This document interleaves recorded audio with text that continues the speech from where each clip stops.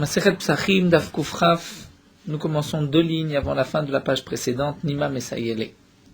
Donc nous avons vu dans la Mishnah, El Maftiri Machara Pesach Afikoman, on ne peut pas prendre, telle était l'explication de Shmuel de Rabbi Yochanan, après le Korban Pesach, un dessert, c'est-à-dire toute nourriture, même si on reste au même endroit, on a une interdiction de manger quoi que ce soit, puisqu'on doit rester avec le goût du Korban Pesach. C'était ce que Shmuel et Rabbi Yochanan nous ont enseigné. D'après Rav, l'interdiction était d'aller manger ailleurs, dans un autre groupe, même si ce n'était pas du Korban Pesach, de peur qu'on risquait par la suite d'aller manger le Korban Pesach dans 2 endroits. Donc on n'a pas le droit de manger le Korban Pesach dans 2 endroits. Le Korban lui-même peut être mangé dans 2 groupes, mais une personne ne peut pas manger dans 2 endroits. Ensuite, la Gemara nous a rapporté, d'après Rabbi Yehuda au nom de Shmuel, après la matzah, on ne peut pas non plus prendre de dessert, on ne peut rien manger après la matzah. La matzah qui représente le Korban Pesach qui est mangé à la fin du repas, pour rester avec le goût de la matzah, de la même manière qu'on devait rester avec le goût du Korban Pesach. Et la Gemara nous apporte une Mishnah, la Gemara nous rapporte une Tosefta. Nima Mesayed, la Gemara nous dit peut-être que nous avons de cette Tosefta une preuve. C'est marqué à Soufgenim. Soufgenim, c'est comme un biscuit qui est comme une éponge. Dire un pain comme une éponge, étant donné que la issa, la pâte, est très liquide, donc elle n'a pas la tsura, la forme, ce n'est pas appelé du pain. Et la matzah doit être lechem oni, du pain. Donc à Soufgenim, à Doufchenim, c'est du pain, une pâte qu'on a fait frire dans de l'huile et du miel. Vaïskritin, skritin aussi, c'est une sorte de pâte très liquide. Adam et Malek Risomeem, un homme a le droit de remplir son ventre de tous ces pains, puisque ce n'est pas bien sûr, il s'agit de matzah, du pain, des gâteaux qui sont matzah, qui ne sont pas chametz. Il ne peut pas s'acquitter avec Soufgenim, Dovchenim, de la mitzvah de matzah, puisque ce n'est pas du lechem, ou pour par exemple Dovchenim, ce n'est pas du lechem oni, c'est un lechem qui est riche, puisqu'il a été frit dans de l'huile et du miel. Donc on pourra en manger, on pourra en consommer combien on veut, ou bilvad, ma condition, shiochal kazait matzah bacharona, il faut terminer avec un kazait matzah à la fin. Et donc la Gemara nous dit bacharona in. Je peux déduire de là que je dois terminer avec de la matzah. Bacharona in barishona lo. Mais si je mange d'abord la matzah et ensuite je vais consommer ces pains, dans ce cas-là, je ne peux pas. Pour quelle raison? Bien certainement parce que je dois terminer avec de la matzah, comme nous l'avons vu. Comme cet enseignement de Shmuel qu'on ne peut pas terminer, on ne peut pas prendre de dessert après la matzah de la fikoman.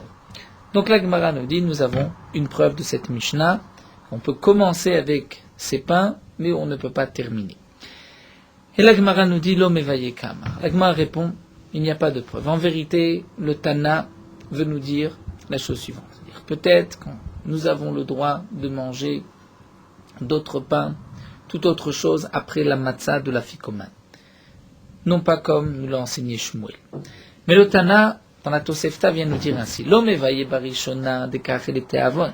C'est-à-dire pas seulement, c'est-à-dire c'est sûr qu'on a le droit de manger de la matzah, donc de la matzah, avec laquelle on peut s'acquitter de la mitzvah. On peut commencer par la matzah, de kachel avon, puisqu'on la mange avec appétit, et ensuite on pourra manger toutes sortes d'autres pains, d'autres matzot, même si elles ne sont pas appelées lechem oni, puisque j'ai mangé la matzah avec appétit, aval bacharona, mais de terminer avec la matzah, peut-être que j'aurais pu croire que je n'ai pas le droit d'ilma telemichalachilagasa, puisque peut-être il va tellement se bourrer, manger des tas de choses avant la matzah, qu'ensuite il mangera une achilagasa, c'est-à-dire il va se forcer à manger, il n'accomplira pas la mitzvah.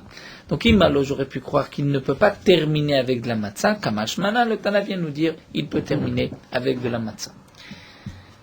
Donc nous avons un enseignement de Shmuel, on ne pourra pas après la matzah manger tout dessert, on ne pourra rien consommer. La Gemara a voulu apporter une preuve, puisque dans cette Tosefta, c'est marqué que si on termine avec de la matzah, on peut manger ce que l'on veut avant. Ça voudrait dire que commencer par la matzah et manger ensuite d'autres pains, d'autres matzot, on ne peut pas. La Gemara répond, nous n'avons pas de preuve, le Tana vient nous enseigner que même terminer avec de la matzah, tu peux, à condition bien sûr que tu laisses de la place, c'est-à-dire que tu ne te forces pas à manger la matzah. Donc nous n'avons pas de preuve à l'enseignement de Shmuel, mais Shmuel nous a dit on ne peut pas prendre de dessert après la ficomane. La Gemara continue. Il y a une autre version, Marzoutra, Matneachi, Marzoutra l'a enseigné ainsi. Amar Rav Yosef, Amar Rav Yehuda, Amar Shmuel, Rav Yosef du nom de Rav Yehuda, au nom de Shmuel, Martiri, Machara, Pesach, Afikoman. On peut, d'après cette version, d'après Shmuel, on pourra manger après la matzah, prendre un dessert. On a mangé la matzah, on peut ensuite manger ce que l'on veut. Nima Mesayel. Et donc là, la Gemara a apporté cette Tosefta, mais pour apporter une preuve. En Martiri, Machara, Pesach, Afikoman. Donc là, Gemara nous rapporte notre Mishnah, c'est marqué, on ne terminera pas après le Korban Pessah, on ne prendra pas de dessert. Donc la Mishnah a bien précisé, Achara Pessah de l'eau. C'est seulement après le Korban Pessah, on doit rester avec le goût du Korban Pessah, donc on ne pourra pas prendre de dessert. Avalachar Matzah Maftiri, mais peut-être qu'après de la Matzah, on pourrait manger ce que l'on veut, et donc nous avons une preuve à cet enseignement de Shmuel, d'après cette deuxième version, qu'on peut manger après la Ficomane. La Gemara dit ce n'est pas une preuve l'omevaï, car on peut dire que le Tana vient nous enseigner sous forme de l'omevaï, c'est-à-dire pas seulement dans ce cas-là, mais même dans ce cas-là. L'omevaï achar matzah de l'unafishta, mais le Tana a voulu nous enseigner, pas seulement après la matzah. C'est sûr qu'on n'a pas le droit de manger n'importe quel aliment. Pourquoi de l'unafishta? Mais parce qu'il n'y a pas beaucoup de goût qui reste après la matzah. On ne garde pas le goût de la matzah dans la bouche, autant que le Korban Pessah. Donc j'aurais pu croire qu'il est évident qu'après la matzah, on ne peut pas prendre de dessert, avant l'achar Pessah, mais après le Korban Pessah, parce que même si on prend un dessert, on va quand même avoir le goût de la viande. Imalo, j'aurais pu croire que j'ai le droit de manger quoi que ce soit après le Korban Pessah. Donc Kamashman, le Tana vient nous dire, même après le Korban Pessah, tu ne peux rien manger. Donc d'après cette explication de la Gemara, la Mishnah vient nous enseigner, même après le Korban Pessah, tu ne peux pas prendre de dessert, et nous n'avons pas de preuve à cet enseignement de Shmuel. La Gemara va même maintenant apporter une contradiction motivée. La Tosefta que nous avons vue à Soufgenim, va Doufchenim, va Eskritim. Soufgenim, c'est une pâte qui est comme une éponge. Doufchenim, une pâte qui a été frite dans du miel et dans de l'huile. Va Eskritim, c'est aussi une pâte qui est très liquide. Adam Memale Krisomeem, un homme peut en manger combien il désire, ou bilvad, ma condition, shiochal kazait matzah bacharona, qu'il termine avec un kazait matzah à la fin. Donc ici, la Tosefta précise bien, il doit terminer avec de la matzah. Donc bacharona, in barishona lo, tu pourras manger la matzah en dernier, mais commencer par la matzah et ensuite manger sorte de biscuit, de pain, tu ne pourras pas. Donc c'est une contradiction, puisque d'après cette version, Shmuel nous permet de prendre après la matzah un dessert. Et la Gemara répond, voici ce que le Tana a voulu nous enseigner, l'omeva et kama. Et le Tana vient nous dire, pas seulement si tu commences par de la matzah, mais même terminer avec de la matzah, tu pourras, comme nous l'avons vu, l'omeva et barishona de kachil et avon. Donc le Tana vient nous dire, pas seulement si tu manges la matzah au début, que tu la manges avec appétit, aval bacharona datelimichlach ilagasa imalo, mais de terminer avec la matzah, que peut-être tu vas te forcer à manger la matzah, peut-être que j'aurais pu penser que tu ne peux pas terminer avec la matzah, de peur que tu te forces et que tu n'accomplisses pas la mitzvah, imalo kamash manan, donc le Tana vient nous enseigner dans Tosefta, tu peux même terminer avec de la matzah. Donc en vérité, nous n'avons pas de preuve à cet enseignement de Shmuel d'après aucune des deux versions. Donc nous avons deux versions. Est-ce que Shmuel nous permet de prendre un dessert après la matzah, après la ficomane ou pas? Et la halacha, comme nous le savons et comme le rapportera par la suite le Rashbam, on ne prend pas de dessert après la ficomane. On termine donc par la ficomane et on ne mangera rien ensuite pour garder le goût de la matzah dans la bouche. Amar Rava. Rava nous dit, matzah bisman hazeh deoraita. Cette Gemara a été déjà rapportée plusieurs fois. Matzah bisman hazeh, matzah aujourd'hui où nous n'avons plus le Bet Hamikdash, nous dit Rava, ça reste deoraita minatora. Puisque dans les psukim, c'est marqué al matzot umurim yochlu, le korban pesach sera mangé avec des matzot et du maror. A priori, lorsque nous avons un korban pesach, donc nous avons une mitzvah de manger de la matzah. Si nous n'avons pas de korban pesach, donc on ne peut pas appliquer al matzot umurim yochlu, eh bien, on ne pourra pas, on n'a pas d'obligation de manger de la matzah aujourd'hui. Eh bien, Rava nous dit le contraire. Matzah bismanazé deoraita, ça reste minatora. Mais le maror est des rabbanan. Le maror aujourd'hui n'est qu'une mitzvah des rabbanan. Maïshena maror, quelle différence entre le maror et la matzah? L'Agmara dit le maror, dirtiv c'est marqué al matzot umurim yochlu. Le korban pesach sera mangé avec de la matzah et du maror. Donc on va dire, puisque c'est le korban pesach qui sera mangé avec du maror, bisman di kapesar yesh maror, bisman di kapesar lika maror. Lorsque j'ai un korban pesar, lorsque le Beth Amikdash était encore là, donc il y a une mitzvah de maror. Lorsqu'il n'y a plus de korban pesar, il n'y a plus de maror. Alors demande la Gemara, matzah name active al matzon murim yochlu. Alors la matzah aussi, comment se fait-il que d'après Rava, la matzah c'est minat Torah? Puisque la matzah, de la même manière qu'on exclut le maror aujourd'hui de la mitzvah minatora, de même pour la matzah, c'est marqué dans le même pasuk. L'agma répond, matzah me'ader ader bekra ba'erev tochlu matzot. Au sujet de la matzah, il y a un autre pasuk qui nous dit, ba'erev tochlu matzot, le soir, la nuit du 15 Nissan, on devra manger des matzot. Donc la Torah précise, même si nous n'avons plus de Beth Amikdash, on doit quand même manger de la matzah. Ravacha bar Yaakov Amar, echadze vechadze de Rabbanan. Ravacha bar Yaakov nous dit qu'aujourd'hui, la matzah aussi est midé Rabbanan. Aussi bien la matzah que le maror, c'est midé Rabbanan. Donc d'après Ravacha bar Yaakov, puisque c'est marqué al matzot umurim yochlu, donc de la même manière que nous n'avons plus le korban pesar, nous n'avons plus la mitzvah minatora de matzah ou maror. Alors la Gemara s'étonne, et que va faire Ravacha bar Yaakov du pasuk ba'erev tochlu matzot? Et là, active ba'erev tochlu matzot. A priori, est un pasuk en plus, qui vient nous enseigner que même lorsqu'il n'y a pas de korban, il y a la mitzvah de matzah. La Gemara répond, ah, mais va il est.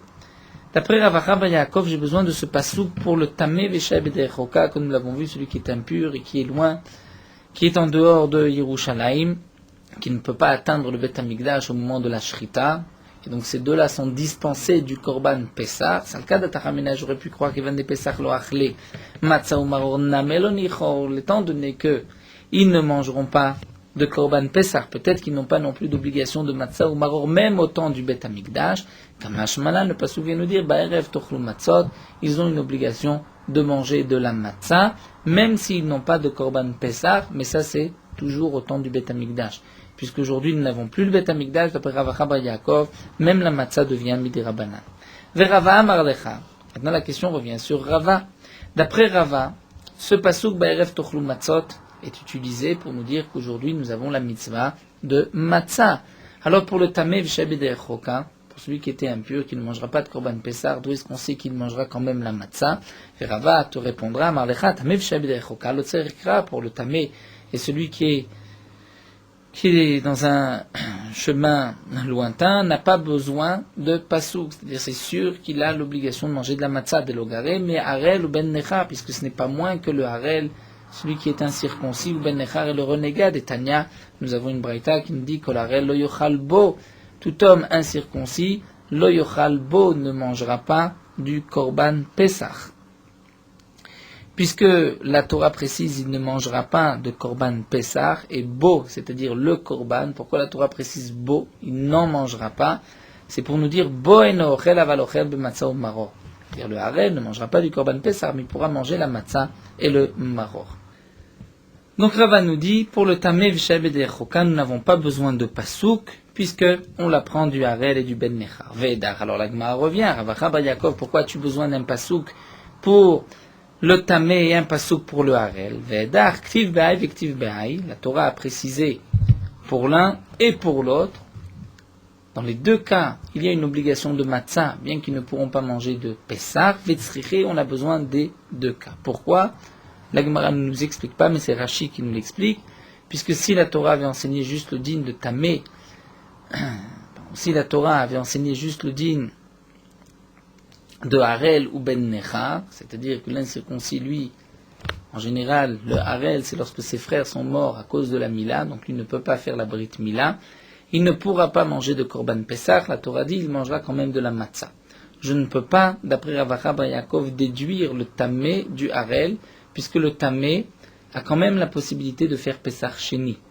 Puisqu'il a la possibilité de faire Pessar Sheni, donc peut-être que lorsqu'il amènera son korban Pessar Sheni, il mangera aussi de la matzah et du maror, mais que pour le premier Pessar, il en est dispensé. Donc la Torah vient préciser, dans ce cas-là, même le tamé, qui n'a pas pu apporter son korban Pessar le 1er et le 14 Nissan, il devra malgré tout manger de la matzah. Le Rashbam continue, si la Torah n'avait rapporté que le pasouk Ba'erev Tochlu Matzot, j'aurais dit que ce pasouk nous parle que du harel et non pas du tamé. La Gemara continue, Tanya Kavate de Rava, nous avons une braïta qui est conforme à la vie de Rava. Sheshet Yamin Tochal Matzot. Pendant 6 jours, la Torah nous dit, vous mangerez, tu mangeras de la matzah. Au Bayom Hashvi, le 7e jour, Atzeret Hashem Elokecha, c'est un jour de fête, le Taseh Melacha, tu ne feras aucun travail. Nous avons ici un lien entre Sheshet Yamim Tochal Matzot et Ubayom Hashvi. On va apprendre l'un de l'autre et on va dire ainsi. Mashvi Reshut, de la même manière que le 7e jour, nous n'avons pas d'obligation de manger de la matzah, puisque nous explique le Rashbam, ce n'est pas marqué Bayom Hashvi Atzeret et Tochal Matzot, tu mangeras des matzot, c'est marqué juste le 7e jour est un jour de fête. Puisque la Torah dit le 7e jour est un jour de fête, on apprend de là qu'on n'est pas obligé de manger le 7e jour de la matzah. Si on veut, on mange de la matzah. Si on veut, on peut ne pas manger de matzah. Eh bien, on va dire de la même manière que le 7e jour, c'est une mitzvah facultative, Av Sheshet Yamim Reshut. Même pour les autres 6 jours, on n'est pas obligé de manger de la matzah. Maïtama, pourquoi va-t-on dire ainsi? Puisque nous avons un principe. Avedavar Shaya Bichlal Viatsa Minaklal. Lorsque nous avons quelque chose qui fait partie d'un ensemble et qu'il sort de cet ensemble, l'elamed, c'est pour nous apprendre quelque chose. L'olelamed alatzmo, ce n'est pas pour apprendre sur lui-même. Yatsa, qu'il est sorti, là, l'elamed alaklal, pour le Yatsa, il vient nous apprendre surtout l'ensemble. C'est-à-dire, nous explique le Rashbam. Dans la Torah, c'est marqué 7 jours, vous mangerez des matzot. Ensuite, la Torah vient nous dire, Sheshet Yamim, Tochal Matzot, et le 7e jour, c'est un jour de fête. Donc la Torah précise bien que le 7e jour, il n'y a pas de matzot a priori. Au départ, la Torah a dit pendant 7 jours vous mangerez des matzot. Ensuite, la Torah vient préciser 6 jours vous mangerez des matzot, mais le 7e jour c'est un jour de fête. Donc la Torah vient enlever le 7e jour du klal. Au départ, il faisait partie du premier pasouk de cette généralité Shivat Yamim, cet ensemble Shivat Yamim Tochal Matzot. La Torah vient dire le 7e jour tu n'es pas obligé de manger de la matzah. Mais c'est pas seulement pour nous apprendre que le 7e jour tu ne mangeras pas de la matzah, mais c'est pour nous apprendre aussi sur tout le klal, sur tous les autres jours, que lorsque la Torah m'a dit pendant 7 jours vous mangerez des matzot, c'est pas qu'on est obligé de manger de la matzah. C'est que il ne faut pas manger de chametz. Si tu veux, tu peux manger de la matzah. Si tu veux, tu peux manger autre chose à condition de ne pas manger du chametz. Donc maintenant, la Gemara continue. Si c'est ainsi, et qu'on a expliqué le premier pasuk Shivat Yamim Tochal Matzot, que c'est facultatif, si tu veux, tu peux manger des matzot. L'essentiel, c'est de ne pas manger de chametz. Yachol Aflaila Rishon Rishut, est-ce que la première nuit, le soir du Seder, c'est aussi facultatif, si on veut, on mange. Si on ne veut pas, on ne mange pas de matzah. Talmud Lomar, la Torah a repris, a dit Al Matzot, Umorim Yochlu'u.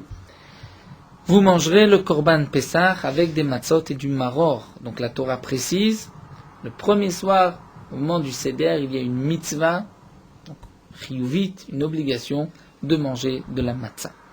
Mais ça, comme nous l'avons vu, Enei la bisman chez Bet Hamikdash Kayam, c'est seulement lorsque le Bet Hamikdash était construit, bisman chez Bet Hamikdash Kayam. Aujourd'hui, où le Bet Hamikdash n'est pas là, Minaïn, d'où est-ce qu'on sait qu'on a quand même l'obligation, le soir du Seder, une mitzvah de la Torah, Talmud Lomar, Ba'erev Tochlu Matzot. Donc c'est un autre passage qui dit ce soir, le soir même, Tochlu Matzot, vous mangerez des matzot. Le pasuk est en trop pour nous apprendre que même aujourd'hui, nous n'avons pas de Bet Hamikdash, mais on a une obligation de manger de la matzah. Katuv, Kavao Chova, la Torah a fixé cette mitzvah, c'est une mitzvah obligatoire. Donc là, c'est effectivement une braïta comme Rava, puisqu'on voit que de nos jours, Bisman Azeh, même si nous n'avons pas le Bet Hamikdash, nous avons une obligation de la Torah de manger de la matzah le premier soir de Pessah. Donc l'obligation, comme nous l'avons vu, pendant tous les 7 jours de Pessah, ce n'est pas une obligation, ce n'est pas une mitzvah, comme dit chiyuvit, obligatoire, on n'est pas obligé de manger de la matzah. Si on veut, on mange de la matzah, si on veut, on n'en mange pas, à condition de ne pas manger de chametz. C'est pour cela d'ailleurs qu'on ne fait la bracha Asher Klishan U'Mustav Etzivan al Achilat Matzah que le premier soir de Pessah et pas les autres jours.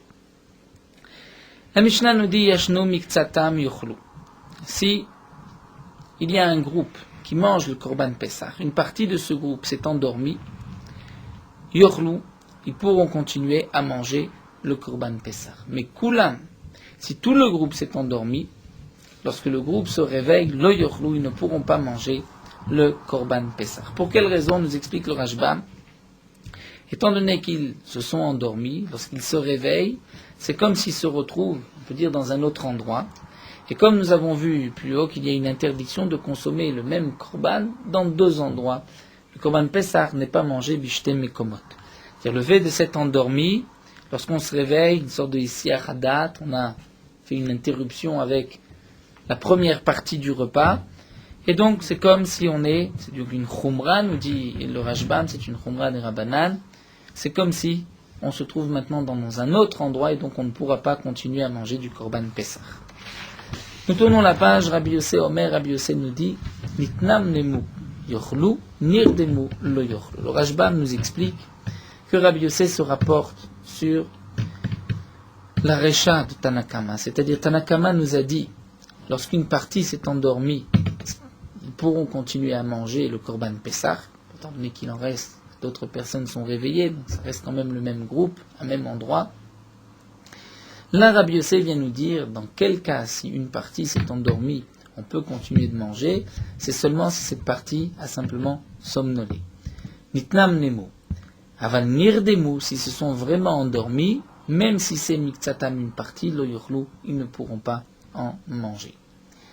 D'autres Rishonim expliquent que Rabbi Yossé se rapporte sur la Sefa. C'est-à-dire lorsque tout le monde s'est endormi, on ne peut plus manger de Korban Pessah, Rabbi Yossé viendra dire, c'est seulement lorsqu'ils se sont endormis profondément. Mais si ils ont simplement somnolé, dans ce cas-là, ils pourront manger le Korban Pessah. Une autre nafkamina entre le Rashbam et les autres Rishonim, c'est lorsque une partie s'est endormie, d'après l'explication du Rashbam, d'après Tanakama, on pourra poursuivre son repas. D'après Rabbi Yossé, puisqu'ils se sont vraiment endormis, ils ne pourront pas poursuivre leur repas. Après les autres Rishonim, puisque Rabbi Yossé ne se rapporte pas sur le cas où une partie s'est endormie, mais sûr, lorsque tout le monde s'est endormi, donc lorsqu'une partie s'est endormie, même Rabbi Yossé est d'accord qu'ils pourront continuer leur repas. Nous allons reprendre dans la Gemara cette halakha. La Gemara nous expliquera que signifie somnoler. La Mishnah nous donne un autre enseignement à Pessah, Achar Chatzot, Metame et Yedayim. Le Korban Pessah, après Chatzot, comme nous le verrons, nous avons la mitzvah de manger le Korban Pessah la nuit du 15 Nissan. On pourra manger le Korban Pessah jusqu'au lever du matin. Les Chachamim ont interdit de manger le Korban Pessah après Chatzot. Ils ont mis une barrière pour ne pas qu'on risque de manger après le lever du matin. Donc les Chachamim ont dit jusqu'à Chatzot. Ça c'est l'avis de Rabbi Akiva. Nous verrons que d'après Rabbi Lazar ben Azaria, même Minatora, le Korban Pessah ne peut être mangé que jusqu'à Chatzot. Une fois Chatzot passé, la Gemara nous expliquera que c'est d'après Rabbi Lazar ben Azaria, puisque d'après lui on ne peut plus manger le Korban Pessah, donc le Korban Pessah est déjà notar Minatora, eh bien le Korban Pessah et Metame Tadaim rendra impur les mains. La Gemara l'avait déjà rapporté plus haut, c'est halakha, Daf Tedvav, Daf Pehe, que le Korban notar, donc après Chatzot, rend les mains impures. C'est une Gzera derabanan. La Gemara nous expliquera pour quelle raison. Les Chachamim ont institué que celui qui touche la viande, ses mains seront impures, et il devra les purifier. De même à Pigoul, un Korban qui est devenu Pigoul, lorsqu'au moment de la Shrita, au moment de la Zrika du Korban, on a pensé manger le Korban après le temps limite de consommation, le Korban est Pigoul, si on touche ce Korban, les mains sont impures. Va notar, de même tout Korban, une fois le temps limite de consommation passé, Metame Metaidaim, le Korban rend impur les mains. La Gemara nous expliquera toute cette Mishnah. Tout d'abord, la Gemara reprend Rabbi Yossé Omer. Rabbi Yossé nous dit Namnemu yochlu, nirdemu lo yochlu. Donc nous avons vu dans la Mishnah, d'après Rabbi Yossé, lorsqu'on somnole, on peut continuer à manger. Lorsqu'on s'est endormi, on ne mangera pas. Echidame nitnamnem demande la Gemara que signifie somnoler. Amar Ravashi, Ravashi dit nim velonim, tir velotir. Dire, il ne dort pas vraiment, il n'est pas vraiment réveillé. Kegon, comme par exemple, des karele ve'ane. Lorsqu'on l'appelle, il répond. Velo yada la adoresvara. Mais il ne peut pas répondre quelque chose qui lui demande une réflexion. C'est-à-dire, nous dit le Rashbam, par exemple, lorsqu'on lui pose la question où est-ce que tu as posé tel objet, il ne peut pas répondre. Vechimat keroule mitkar. Mais si on le rappelle, on lui donne un indice, il se souvient. Si on lui dit tu as mis cet objet à cet endroit-là, il dira oui, je l'ai mis à cet endroit. Donc là, c'est un sommeil qui n'est pas très profond. Donc si on lui demande où est-ce que tu as mis cet objet, il ne se rappelle pas. Mais si on lui dit tu as mis cet objet à tel endroit, il répondra je l'ai mis à tel endroit. Abaye aveyativ kamed Rabba. Abaye était assis devant Rabba, chazé de kanamnem. Il a vu que Rabba somnolait. Amarle, il lui a dit minam kanaim mar. Tu t'es endormi. Donc le Rashbam nous explique. Lui pensait lui interdire de continuer à manger. Amarle, il lui a dit minoume kamenamnem. Simplement, je somnole. Vetnan, et comme nous l'avons vu dans la Mishnah, d'après Rabbi Yossé, itnamnemu yochlu, nirdemu lo yochlu. Que si une petite partie s'est endormie, ils ne mangeront pas, mais si une petite partie a somnolé, ils pourront manger. C'est-à-dire Abaye a dit à Rabba, est-ce que tu t'es endormi? Donc si tu t'es endormi, même si ce n'est pas tout le monde qui s'est endormi, mais toi tu t'es endormi, d'après Rabbi Yossé, tu ne pourras pas manger. Et il a répondu, je somnole, je ne me suis pas endormi, donc je peux continuer mon repas. Cet halakha est rapporté ici concernant le Korban Pessah. Mais les Rishonim nous disent que de même pour la matzah, comme le maaseh de Rabba et de Abaye, qui était après la destruction du Beth Amikdash, de même pour la matzah, lorsqu'on s'est endormi, on a somnolé au milieu du repas, donc nous retrouvons les mêmes halachot. La halakha est comme Rabbi Yossé, lorsqu'on s'est endormi, on ne pourra pas continuer son repas, mais lorsqu'on a somnolé, on pourra continuer son repas. L'Agma nous dit à Pesach achar chatzot metamet hayedayim. Nous avons vu dans la Mishnah que le Korban Pesach après chatzot rendra impur les mains. Alma nous dit l'Agmara donc mechatzot avait les notar à partir de chatzot, c'est-à-dire à partir de la moitié de la nuit, le Korban devient notar et donc les mains sont impures. Mantana qui est l'auteur de cette Mishnah. Amar Rav Yosef nous dit Rabbi Elazar ben Azariahu, c'est Rabbi Elazar ben Azariah. Les Tanya, nous avons une marloquette entre Rabbi Elazar ben Azariah et Rabbi Akiva, à savoir quel est le temps limite de la consommation du Korban Pesach Minatora. Rabbi Elazar ben Azariah nous dit Ne'emar kan balayla azeh, au sujet de Pesach, c'est marqué vous mangerez achlou et abasar balayla azeh, vous mangerez le Korban Pesach cette nuit. Ne'emar lelan, et c'est marqué aussi après ve'avarti be'eretz mitzrayim balayla azeh, Akadosh Baruch Hu a dit je vais passer en Égypte balayla azeh cette nuit. Malelan atratzot, de la même manière que le moment où Akadosh Baruch Hu a frappé les premiers-nés égyptiens, c'était à Chatzot, Afkan atratzot. Donc de même, balayla azeh signifie atratzot. Donc on pourra manger le Korban Pessah jusqu'à Chatzot et pas après. Amalo Rabbi Akiva lui dit, mais pourtant, valone ma chipazon. C'est marqué qu'on mangera le Korban Pessah. Be chipazon.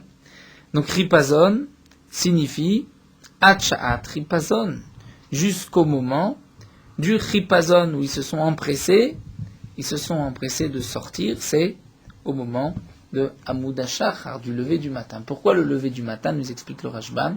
Puisque les Bnei Israël avaient l'interdiction de sortir de la porte de leur maison toute la nuit.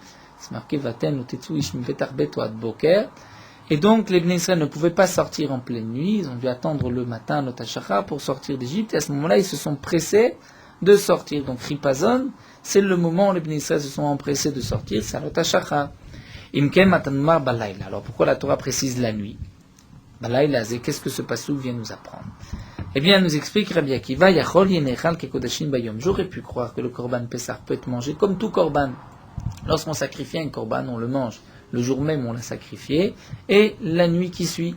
Là, pour le Korban Pessah, on le sacrifie le 14 Nissan après-midi, mais on ne pourra pas le manger le jour, on ne le mangera que la nuit. C'est ce que la Torah vient nous dire. Il n'est mangé que la nuit et pas le jour. Ve Rabbi Akiva demande l'agma d'après Rabbi Akiva, Hazé mayavidle, que va faire Rabbi Akiva avec le mot Hazé? Rabbi Lazar ben Azaria a utilisé ce Hazé pour nous dire, de la même manière que Avarti Beretzrem Balayla Hazé c'est Atratzot, là aussi c'est Atratzot, mais d'après Rabbi Akiva, que signifie, pourquoi la Torah précise Hazé? Qu'est-ce qu'on vient apprendre? On vient apprendre les mots Laïla Acher. Pour exclure une autre nuit. Puisque, comme nous le savons, le Korban Pesach est aussi un Korban Kodashim Kalim, un degré de Korbanot plus léger que les Kodesh Kodashim. Dans les Kodesh Kodashim, comme un Korban Khatat, un Korban Hacham, il va être mangé, ce Korban, le jour même où on l'a égorgé, et la nuit qui suit. Les Yom Velaïla. Kodashim Kalim, comme un Korban Shlamim, il est mangé 2 jours et une nuit. Lorsqu'on l'a sacrifié un dimanche, on pourra manger le Korban Shlamim toute la journée du dimanche, toute la nuit et la journée qui suit, jusqu'au lundi soir. J'aurais pu croire que le Korban Pesach, il pourra aussi être mangé comme un Korban Shlamim 2 jours et une nuit, donc ça le cas de Tachamina. De la même manière, où le Pesach Kodashim Kalim, Shlamim Kodashim Kalim. Donc j'aurais pu croire, ma Shlamim, de la même manière que un shlamim qui est aussi kodashim kalim nechan mishnim velaïchad est mangé 2 jours et une nuit, af pesar, donc de même pour le Korban Pesach. On ne peut pas le manger le jour, puisque nous avons vu plus haut qu'on a exclu le jour, le 14 Nissan, parce que c'est marqué Laïla. Donc les jours, on va transformer les 2 jours et une nuit en 2 nuits et 1 jour. Okim lelot bimkom yamim v'inechal shne lelot v'yom echad. Et on pourra le manger 2 nuits et 1 jour. C'est-à-dire, si on fait la shrita du Korban Pesach le 14 Nissan, donc toute la journée on ne pourra pas en manger, la nuit on pourra manger tout le lendemain et la nuit qui suit. Katav rachamana hazé. Donc Rabbi Akiva vient nous dire, la Torah précise hazé, cette nuit. Le Korban Pesach ne sera mangé que la nuit du 15 Nissan et pas le lendemain. La Gemara continue vers Rabbi Lazar ben Azaria Amar Lechai. Maintenant la question revient, d'après Rabbi Lazar ben Azaria, d'où est-ce que tu sais qu'on ne pourra pas manger le Korban Pesach 2 nuits et 1 jour, puisque toi tu utilises le hazé jusqu'à Chatzot. Amar lecha, on aurait pu dire Chatzot de la nuit suivante. Amar lecha melototiru ad boker nafke. On l'apprend du pasuk qui nous dit, vous ne laisserez pas jusqu'au matin. Donc si la Torah nous dit, tu ne laisseras pas du Korban Pesach jusqu'au matin, c'est que tu ne peux pas le manger le jour et la nuit qui suivent. Rabbi Akiva te répond, si la Torah n'avait pas marqué hazé, j'aurais pu croire, vamina mai boker boker sheni. Que signifie le Tiruminou ad Boker? C'est pas le même Boker, c'est le Boker du lendemain, c'est-à-dire le 16 Nissan. Rabbi Eliezer n'est pas d'accord, il te dit qu'Olechad et Katav Boker, Boker Rishonu, lorsque c'est marqué Boker, c'est le premier matin. Donc ici nous avons toute une marloquette entre Rabbi Eliezer ben Azri et Rabbi Akiva, jusqu'à quand on pourra manger le Korban Pesach. D'après Rabbi Akiva, on pourra manger le Korban Pesach toute la nuit, du 15 Nissan, mais les Chachamim, on fait une barrière, une xéra, on interdit de manger le Korban Pesach après Chatzot. Donc d'après Rabbi Akiva, le Korban Pesach ne devient notar qu'après Alot HaShachar. Donc après Chatzot, c'est vrai qu'on ne pourra pas en manger, mais le Korban Pesach ne rendra pas impur les mains. D'après Rabbi Lazar ben Azaria, on ne pourra manger le Korban Pesach que jusqu'à Chatzot, et pas après Chatzot, et donc après Chatzot, ça devient notar, et le Korban rendra impur les mains. Amar Rava nous dit, Achan matzah bizman hazeh achar chatzot. Si un homme mange de la matzah de nos jours, après chatzot, le Rabbi Lazar ben Azaria, après Rabbi Lazar ben Azaria, lo yatzai de chovato, il n'a pas accompli la mitzvah. Pourquoi? Puisque la matzah prend la place du Korban Pesach. Plus encore, il y a un Hekesh entre la matzah et le Korban Pesach. Pshita nous dit la Gemara, c'est même évident. Quel est le chidouche de Rava de Kevan dit Kish le Pesach? Et Pesach d'année, étant donné qu'il y a un Hekesh, la Torah dit Al matzot umurim yochlu, on mangera le Korban Pesach avec des matzot. Donc les matzot ont le même digne que le Korban Pesach. De la même manière que le Korban Pesach doit être mangé jusqu'à Chatzot, de même pour la matzah. L'Agma répond, Maudetema, j'aurais pu croire que Afkekram et Kesha, que la Torah l'a enlevé du Hekesh, comme nous l'avons vu plus haut, bien que c'est marqué Al matzot umurim yochlu, puisque nous avons vu le pasuk Shtamim tochal matzot, bayom hashvi, l'Agma avait rapporté plus haut. Donc la Gemara avait enlevé le Hekesh de Matzot ou Morim, puisqu'on avait voulu dire que même le premier soir, c'est facultatif. Si on veut, on peut manger de la matzah. Si on ne veut pas, on n'est pas obligé de manger de la matzah. Donc j'aurais pu croire que par ces psukim, Sheshet Yamim, Tochal Matzot, ou Bayom Hashivi, ce pasuk, comme nous l'avons vu, venait nous apprendre que pendant les 7 jours, on n'a pas une obligation de manger de la matzah. Donc j'aurais pu croire que la Torah a d'une certaine manière enlevé le Hekesh vers le Matzot Umurim Yochlu, et donc la matzah ne dépend pas du temps du Korban Pessah. Donc Kamash Malan, Rava vient nous enseigner. Comme nous l'avons vu plus haut, que la Gemara avait rapporté qu'en fin de compte c'est marqué Ba'erev Tochlu Matzot, que le soir vous mangerez des matzot. Donc la Torah vient dire que le premier soir il y a une obligation, un commandement positif de manger de la matzah. Donc la Torah, lorsque la Torah a ramené l'obligation de manger de la matzah le premier soir, elle a ramené dans le même contexte qu'auparavant, c'est-à-dire avec un ékesh entre la matzah et le korban Pessah, et donc de même que le korban Pessah ne pourra pas être mangé après Chatzot, la matzah d'après Rabbi Elazar ben Azaria ne pourra pas être mangée après Chatzot. D'après beaucoup de Rishonim, la halacha est comme Rabbi Elazar ben Azaria, c'est pour cela que le Shulchan Aruch précise qu'il faut manger la matzah avant Chatzot, donc au moins les Chatrila, il faut se dépêcher de manger la matzah avant Chatzot, même la ficomane, c'est rapporté dans les poskim, il faut qu'elle soit mangée avant Chatzot, d'après certains même le Hallel doit être terminé avant Chatzot. On va s'arrêter ici.